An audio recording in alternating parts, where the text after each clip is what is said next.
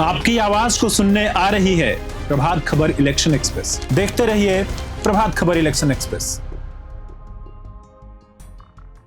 हाय, मैं उर्मिला कोरी, आप देख रहे हैं प्रभात खबर। आज हमारे साथ है रेसलर, एक्टर और मोटिवेशनल स्पीकर संग्राम सिंह। हाय संग्राम, आपका प्रभात खबर में स्वागत है। Thank you Urmila ji, thank you so much for inviting me. Sangram ji, सबसे पहले ये जानना चाहूंगी कि जो व्हील चेयर से एक रेसलर बनने की जो जर्नी रही है आपकी, काफी मतलब मोटिवेशनल अपने आप में स्टोरी रही है। जब पीछे मुड़कर आप देखते हैं तो किस तरह से आप याद करते हैं? वो देखता हूँ तो मैं देखता हूँ कि परमात्मा कितना काइंड है कि एक बच्चा जो कभी खड़ा नहीं हो सकता था, चल नहीं सकता था, तो इसमें मेरी लाइफ में जितने रिजेक्शन रहे, मोटिवेशन रहा है मेरा कि जो कभी खड़ा नहीं हो सकता था, आज वो नेशनल फिट, मतलब मैं फिट इंडिया आइकन अपने देश के लिए, या स्पोर्ट्स, हाँ, या स्पोर्ट्स मिनिस्ट्री में ब्रांड एम्बेसडर हैं।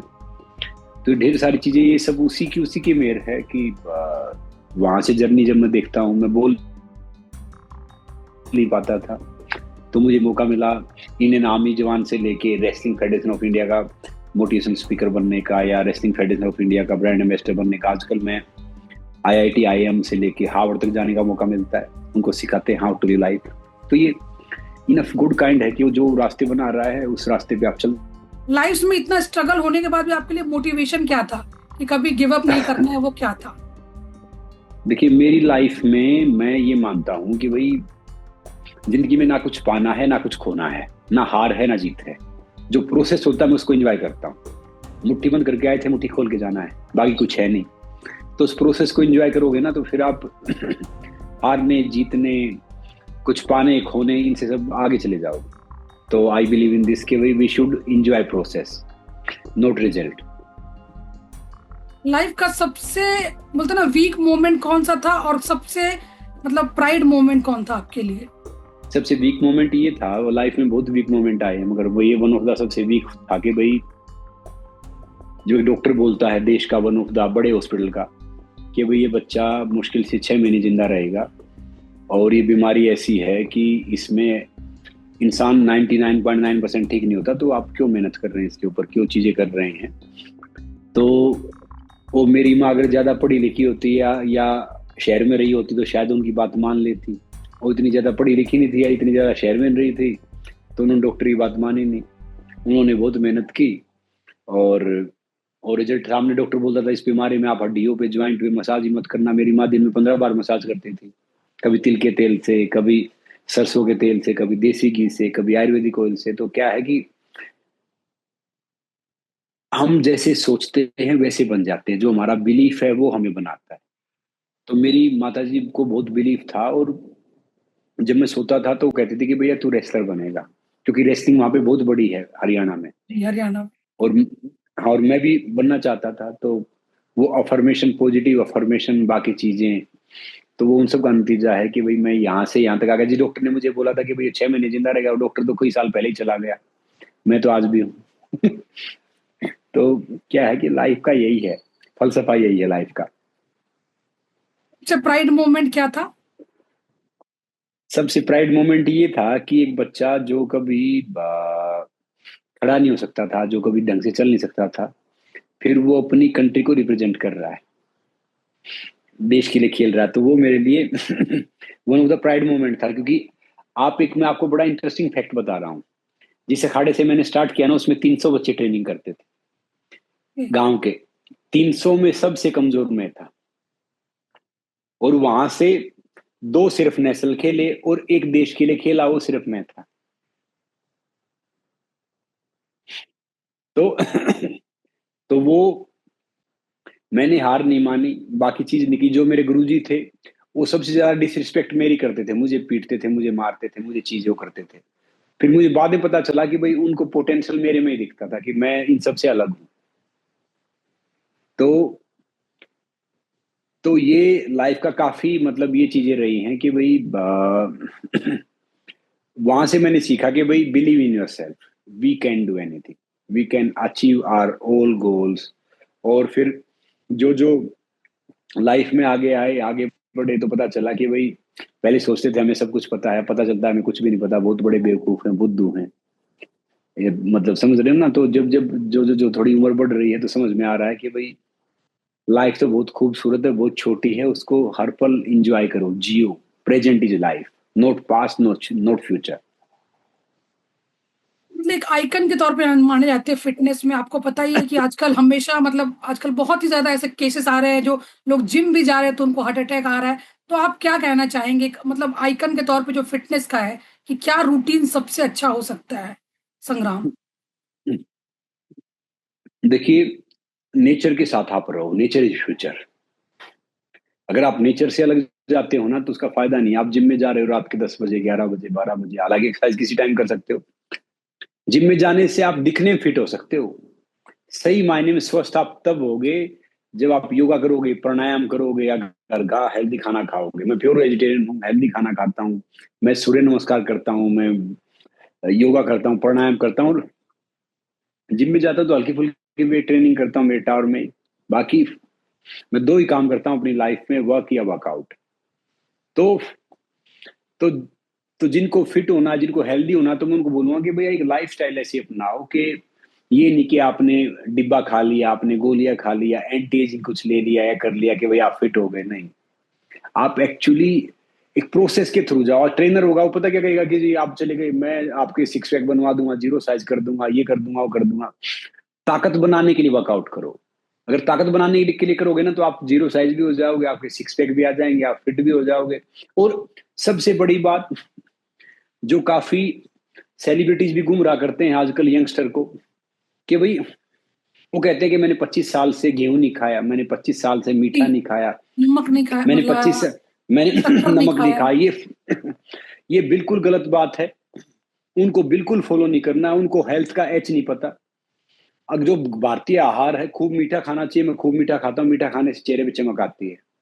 मीठे में आप जगरी खाओ, आप मिश्री खाओ, आप खांड खाओ देसी, आप शहद खाओ। तो हम तो गेहूं खा के बड़े हुए हैं। गेहूं जो भी रोटी मिलती है, मिलेट तो बड़ा अच्छा रहता है, मगर मिलेट हर जगह होता नहीं है। तो जो भी मिले वो खाना खाओ। तो घर का नमक खाओ, घर का खाना कभी भी मिस मत करो, नेचुरल चीजों पे रहो। तो भारतीय आहार सबसे बेस्ट है। अमेरिका और वो सब तो बहुत, यूरोप ये सब बहुत अनलकी है, वहां तो कुछ है ही नहीं। वहां तो मतलब वो फ्रोजन फूड खाते हैं, हमारे पास तो सारी चीजें हम खा सकते हैं। तो इन सब की बिल्कुल मत सुनो। वो अपनी फिल्म के लिए थोड़ा घटाते हैं तो थोड़े दिन वो छोड़ देते हैं या बाकी चीज करते हैं। हमारे भारत की आबादी, हिंदुस्तान की आबादी 90% है जो रोजी रोटी के लिए फाइट कर रही है। चाहे मैं मैं मीडिया से हूँ, एंटरटेनमेंट से हूँ, आप जर्नलिस्ट हैं, तो कोई कई चाहिए, स्पोर्ट्स से हूँ। तो सही चीज बोलो। देखो अब आप यकीन करेंगे, मैं अब खाना खाऊंगा आपके इसके बाद में। जो बहुत से बोलते हैं सूर्यास्त से पहले खाना खा लो। उससे पहले खा लो, तो हाँ। तो सुनो तो जी, देखो वो अच्छी बात है, खा लो तो अच्छी बात है, मगर हम इतने लकी कहाँ हैं? हम काम करते हैं, हम सारी चीज करते हैं, हमें बहुत काम होता है, बहुत चीजें होती है। तो जब दिल करे तब खाना खाओ। यही उम्र खाने पीने की, बाद में सूप भी पीना, मगर 1 घंटा बाद सो उसके। तो तो ये चीजें अगर आप फॉलो करोगे, ये सब करोगे, तो आप एक्चुअली हेल्दी हो जाओगे। और फिटनेस के लिए खाना भूख से कम, पानी डबल, वर्कआउट ट्रिपल, और हंसना 4 गुना, आप हो गए फिट। कितने घंटे आप वर्कआउट को देते हो, संग्राम? मैं अगर मैं जैसे मैं नॉर्मली है, मैं ट्रेवलिंग बहुत करता हूँ, मगर उसके बावजूद भी मैं हर रोज 3 आवर मिनिमम वर्कआउट करता खाने में कुछ ऐसा है कि डूज एंड डोंट, कि ये नहीं खाऊंगा, ये किसी मतलब नहीं खाना है, ऐसा कुछ भी नहीं? हूँ। बारह खाना नहीं खाता, जैसे कोल्ड ड्रिंक है, बर्गर है, पिज्जा, इन सबको अवॉइड करता हूँ। मगर जो मिलता है वही खाता हूँ। मैं अपना घी, अपना गुड़, अपना हल्दी, अपना नमक मैं साथ लेके चलता हूँ जहाँ पे मैं ट्रैवलिंग करता हूँ, यात्रा करता हूँ। सो स्वीट, तो मैं ओके। खाता हूँ। हाँ, तो मैं खाता हूँ, मैं खूब दूध पीता हूँ, खूब घी खाता हूँ, खूब मीठा खाता हूँ, खूब सारी चीज खाता हूँ, और बहुत फिट रहता हूँ, हेल्दी रहता हूँ, सारी चीजें करता हूँ। संग्राम, आप उन चुनिंदा लोगों में से है जो स्पोर्ट्स के साथ साथ एंटरटेनमेंट, मतलब कहीं ना कहीं एक्टिंग का भी हिस्सा है, एक्टर भी है। तो ये ट्रांजिशन को किस तरह से आप इंजॉय करते हैं? और जब पहला ऑफर आया तो क्या रिएक्शन था? देखो क्या है कि मुझे खुद नहीं पता था कि भाई मैं कभी खड़ा हूँगा, मैं कभी खेलूंगा, मैं बहुत शाय था। तो मौका मिला कि भाई मैं टीवी पे आऊंगा। मैंने मैंने तकरीबन सारे रियलिटी शोज किए हैं बड़े बड़े।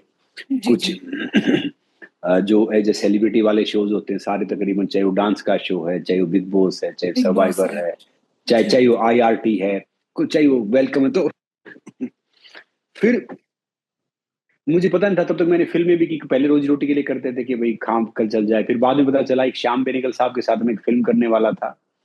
तो आप अच्छा, यकीन करेंगे, मैं श्याम बाबू के साथ एक आप पानी पी लीजिए आप आराम से। हाँ संग्राम। नहीं नहीं, मैं कुछ खा रहा था, बादाम खा रहा था, तो वो थोड़ा अटक गया, बाकी ठीक है। तो मैं श्याम बाबू के साथ एक फिल्म करने वाला था। मैं वर्सोवा से हाजिरी जाता था हर रोज, क्योंकि मैंने कॉन्ट्रैक्ट साइन किया था कि मैं 3 साल दूसरा काम नहीं करूंगा। और और वो फिल्म थी इंडिया के फर्स्ट ओलंपिक मेडलिस्ट की बायोपिक, और उसमें मैं वो किरदार निभा रहा था। श्याम बाबू उसको डायरेक्ट कर रहे थे, और न्यूज तो बाहर आई थी, जब आप गूगल सर्च करेंगे तो आपको मिल जाएगा। हम्म, तो वो किसी कारण से वो फिल्म नहीं हो पाई। अब कोई दूसरा इंसान होता तो सोचता कि भाई ये तो बहुत गलत है, स्ट्रेस होता, डिप्रेशन में होता। मैंने सोचा यार चलो कोई बात नहीं, अपने पैसे आप वो कर रहे हो कि भाई इतने बड़े आदमी से, लेजेंड से हमने सीख लिया, इतना अनुभव आ गया। उसके बाद मुझे पता चला कि भाई क्या फिल्में सही है, क्या सिनेमा सही है। फिर मैंने कोई वैसा छोटा मोटा कार्य नहीं किया।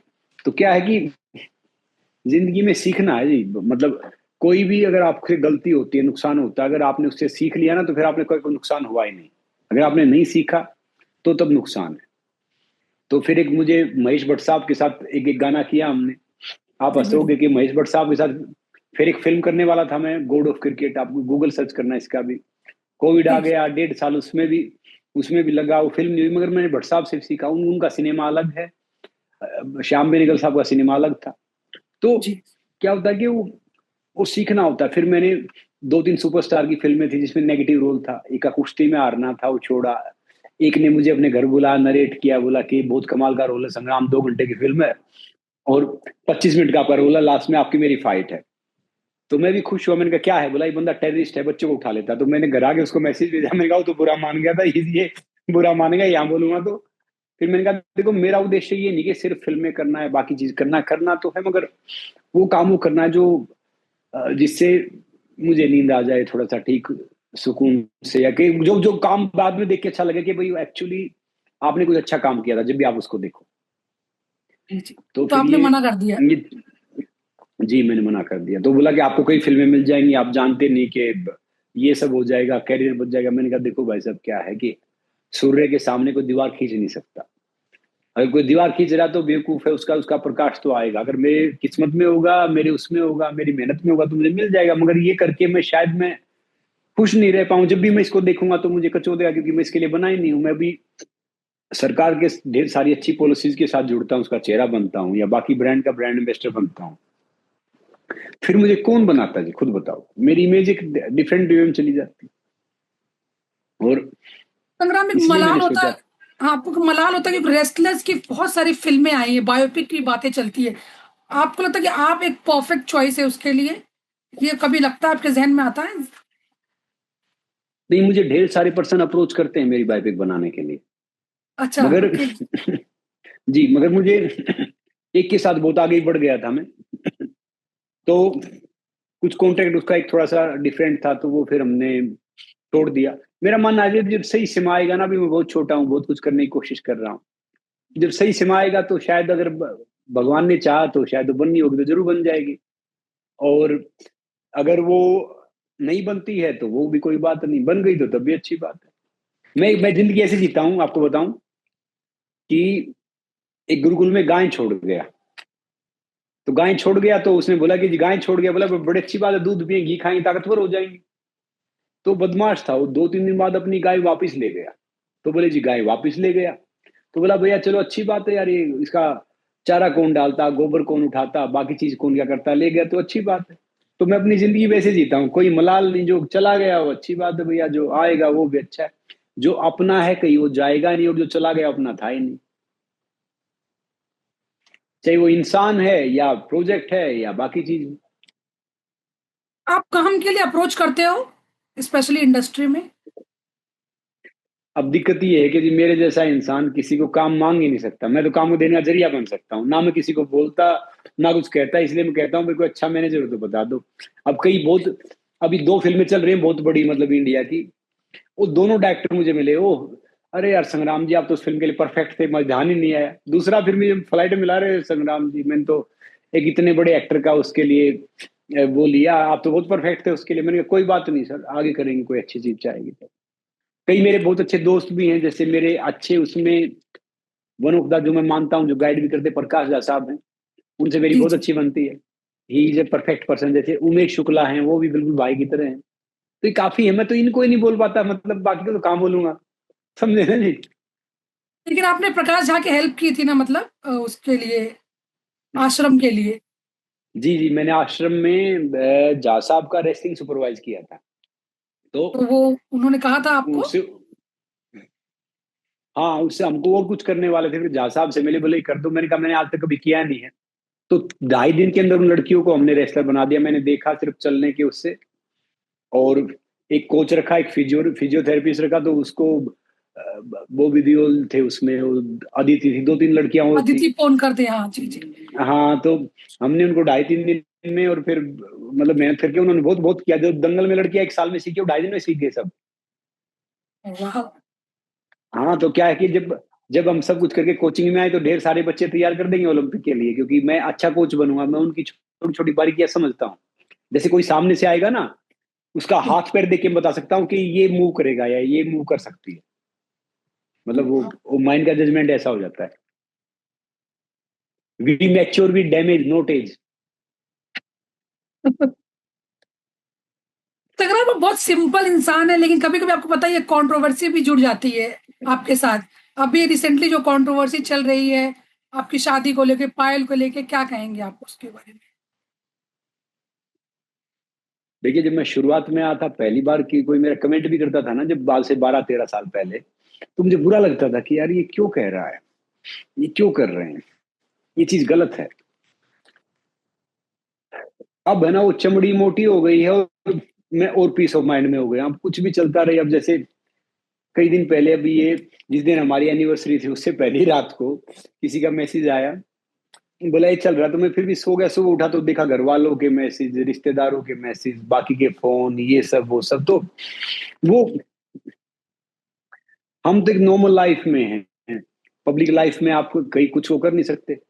बाकी फिर आजकल तो मीडिया भी वो हो गया कि भैया उनको भी एक, वो एक मतलब कहते हैं ना, जैसे पहले नवाब मुर्गे रखते थे, मुर्गे लड़ाते थे ना, तो उनको भी मतलब कुछ खबर मिल जाए, चाहे वो ऑथेंटिक हो या ना हो, मतलब उसका पोस्टमार्टम कर देते हैं, बाद में पता चले कि भाई ठीक है या नहीं है।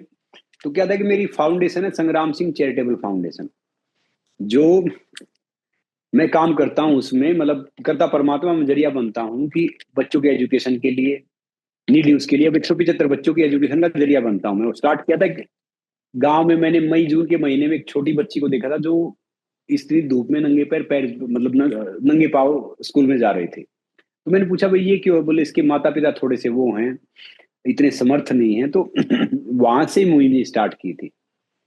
फिर धीरे धीरे बढ़ते रहे, धीरे धीरे बड़ा हुआ। तो फिर पायल जी भी एक डायरेक्टर थी और मैं भी एक डायरेक्टर था उसमें। तो उन्होंने कोई स्टार्टअप स्टार्ट किए थे बाकी अपने। तो हम दोनों डिफरेंट हैं, कहते गलत कोई नहीं है, सब अलग हैं। मेरे देखो दुनिया में कोई गलत नहीं है, सब अलग हैं।